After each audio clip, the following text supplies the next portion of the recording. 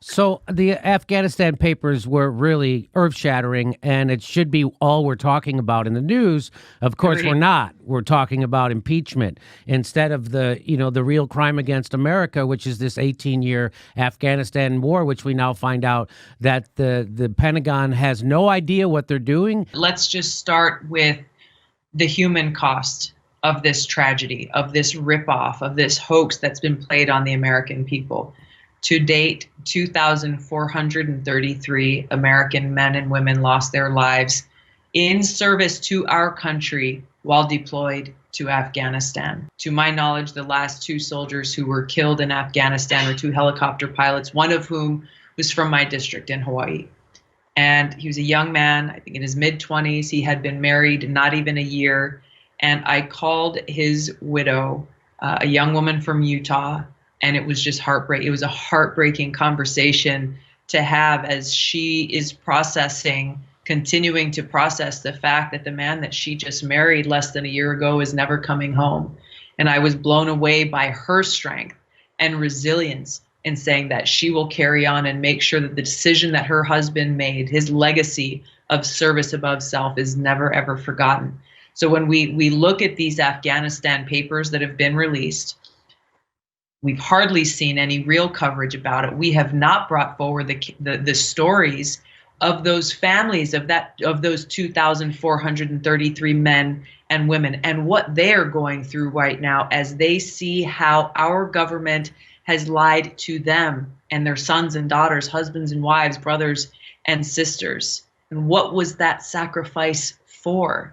What about those thousands who are still deployed to Afghanistan today, hundreds of whom come from my home state of Hawaii, in the Hawaii National Guard, people I deployed with in my last deployment.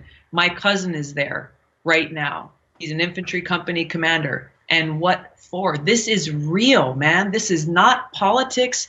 This is bigger than anything else. We're talking about people's lives, lives of the American troops, our men and women in uniform, and the lives of the people in these countries where we've waged these destructive and counterproductive regime change wars for so long.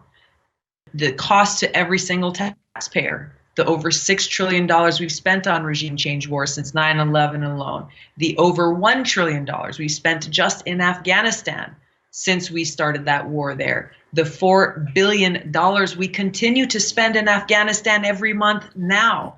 I tell you, Jimmy, I just came from South Carolina, and a few nights ago I was in Marion County, which is one of the poorest counties in the entire state of South Carolina and in the country. These people are hard up. They are struggling. They are suffering. They are literally living day by day, just focusing on survival. And I had conversations with mothers and teachers and doctors, people from across that community there. We talked about this $4 billion. And their hearts sank as they just started to think about, my gosh, what could even a fraction, even a small fraction of that amount of money that's spent in Afghanistan every month to prop up a corrupt government, to pay off big defense contractors, to pay off fancy consultants like McKinsey and others, when you have people here in our communities in the United States of America who can barely afford to survive. It is a betrayal to the American people. It is a betrayal to every single service member in this country. And there must be accountability. First of all, I'm introducing legislation in Congress to make sure that that accountability and oversight occurs so that we get the full scope of really what happened there. And number two, that we end this nonsense. We end this nonsense. This is why I'm running for president. This is why I don't care how much crap they throw my way. I know who I'm fighting for, Jimmy. I know who I'm fighting for. It is those family members who never got to say goodbye to their loved ones. It's those families in Marion County who feel like they have been lost and forgotten by the leaders who are supposed to be serving them. I will not back down. I will not quit. We are continuing to push forward so that I can have the privilege of being able to earn the trust of the American people, to be able to be in a position where I can end these regime change wars and nation building missions, work to end this new Cold War and arms race, and actually make sure our taxpayer dollars are serving our people.